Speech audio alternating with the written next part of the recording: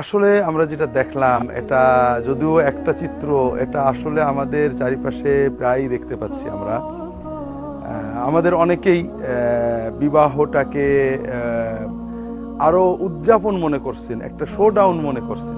বিবাহটা আমাদের অনেকের জন্য একটা উদযাপন, একটা দেখানো, কাজে আরো বেশি প্রতিষ্ঠিত হয়ে নিয়ে আরো বেশি যাতে বড় করে করতে পারি, তো এই ধরনের একটা মানসিকতা তৈরি হয়েছে। এর পিছনে অনেক কারণ রয়েছে।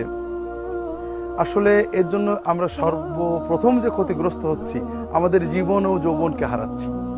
আমরা দিন হারাচ্ছি, দুনিয়া হারাচ্ছি, আখিরাত হারাচ্ছি। পিছিয়ে আল্লাহ তাআলা বললেন কি, যে বিবাহের বয়স হয়েছে, বিবাহ দিয়ে দাও। তারা যদি অসচ্ছল হয় আল্লাহ সচ্ছল করে। এর পরবর্তী আল্লাহ বললেন যারা একেবারেই না পারবে তারা অপেক্ষা করবে, তারা নিজেদেরকে সৎ রাখবে, চরিত্রকে বিশুদ্ধ রাখবে এবং চেষ্টা করতে থাকবে। তাহলে বিবাহ করতে না পারার দুটো পর্যায় রয়েছে। একটা হলো যে আমরা একেবারেই পারছি না, আমার অর্থনৈতিক একেবারে সঙ্গতি নেই। আর একটা হলো মোটামুটি আছে, কিছু অসচ্ছলতা আছে। আল্লাহ তাআলা নির্দেশ দিচ্ছেন যে এই অসচ্ছলতার ভিতরে বিবাহ করতে হবে, সচ্ছলতা করতে হবেই। আল্লাহ রাসূল হাদিস শরীফে এভাবে বলেছেন, ইয়া মাশারাশ শাবাব মান ইসতাতা মিনকুমুল বাআতা ফালিয়াতাজাওয়াজ, তোমার ভিতরে যারই ন্যূনতম সামর্থ্য হবে সেজন্য বিবাহ করে নেয়। বিবাহ করলে জীবনটা সুশৃঙ্খলিত হয়, বিবাহ না করলে জীবনটা অর্থহীন থাকে, দুর্বিষহ। আল্লাহ তাআলা এই জীবনটাকে বানিয়েছেন উপভোগ করার জন্য। এই উপভোগটা হয় স্থায়ী হবে অথবা ক্ষণস্থায়ী। যারা বিবাহ করছি না তারা স্থায়ী উপভোগকে ত্যাগ করে অনেক সময় অবৈধ উপভোগ, ক্ষণস্থায়ী উপভোগ অথবা নিজের জীবনের যৌবনের চাহিদাটাকে অন্যান্যভাবে অপ্রাসঙ্গিক হাসি উল্লোড করে কাটিয়ে দেওয়ার চেষ্টা করছি। হ্যাঁ, তখন কি হচ্ছে, একটা পর্যায়ে যে আমাদের যৌবনটা স্তিমিত হয়ে আসে কিন্তু জীবনটা থেকে যায়। যৌবন স্তিমিত হয়ে যায়, জীবন থাকে। ওই জীবনটা যে কত দুর্বিষহ হয়ে যায়, আমরা যদি যথাসময়ে বিবাহ করি, আমাদের জীবনের দ্বিতীয় যেটা চাহিদা সন্তান, এই চাহিদা আমরা সময় মতো আমাদের জীবনে মানসিক চাহিদা পূরণ করে আর আমরা সন্তানদেরকে সেইভাবে লালন পালন করতে পারি। আমাদের জীবন যখন শেষ পর্যায়ে চলে যাবে, পরিণত বয়সের বিবাহ, আমরা জীবনে বৃদ্ধ হব, হয়তো চোখ কানা হয়ে যাবে, হাতটা ভেঙে যাবে, কুচরি হয়ে যাব, কিন্তু জীবনটা থেকে যাবে।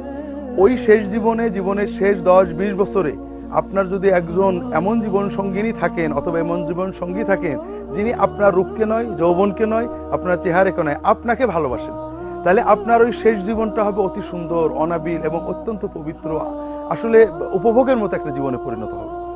আর বিবাহ না করলে কি হবে, আপনি একসময় আসলে আমাদের জীবনের একটা গতি আছে, আল্লাহ নিয়ম করে দিয়েছেন।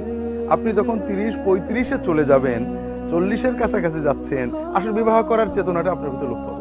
ওই সময়ে কোনো মহিলাকে বিবাহ করলেও যে যৌবনের যে একটা আবেগ, একটা আনন্দ, এটা ওই স্ত্রীও আপনার কাছে পাবেন না।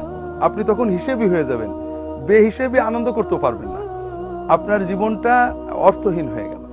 এর পাশাপাশি সমাজে অবিবাহিত থাকার কারণে বিভিন্ন রকমের, আমরা ব্যক্তিগতভাবে আমার কিছু ইঞ্জিনিয়ার বন্ধুকে জানি সৌদি আরবে থাকতে, তারাও এরকম একই কথা বলতেন যে ভাই, চিন্তা করলাম কেবল বিএসসি ইঞ্জিনিয়ারিং পাশ করছি, 1-4-5 বছর একটু টাকা পয়সা জমায় নিয়ে ভালো চাকরি পেয়েছি, একবার খুব ভালো করে বিবাহ করব।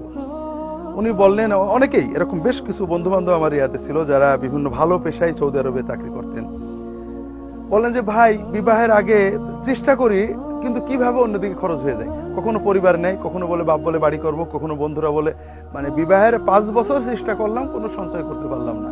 বিবাহ যে বছরে করলাম সেই বছর থেকে আমার সঞ্চয় শুরু হয়ে গেল, আমার জীবনটা সুশৃঙ্খলিত হলো, সুগঠিত হলো এবং অর্থনৈতিকভাবে আমি স্বাবলম্বী হয়ে গেলাম। এইভাবে আমরা জীবনটাকে যদি উপভোগ করতে চাই, তাহলে আল্লাহর যে রীতি দিয়েছেন পরিণত বয়সে বিবাহ করা। আমাদের বিশ্ববিদ্যালয়ে অনেক ছাত্রই আমাকে বলে যে স্যার, আমরা পাশ করেছি কিন্তু পরিবার তো বিয়ে করতে দিতে চায় না, বলে আরো চাকরি করো, আরো প্রতিষ্ঠিত হও, কিন্তু বিয়ে না করলে স্যার তো আমাদের পাপ হয়ে যাবে।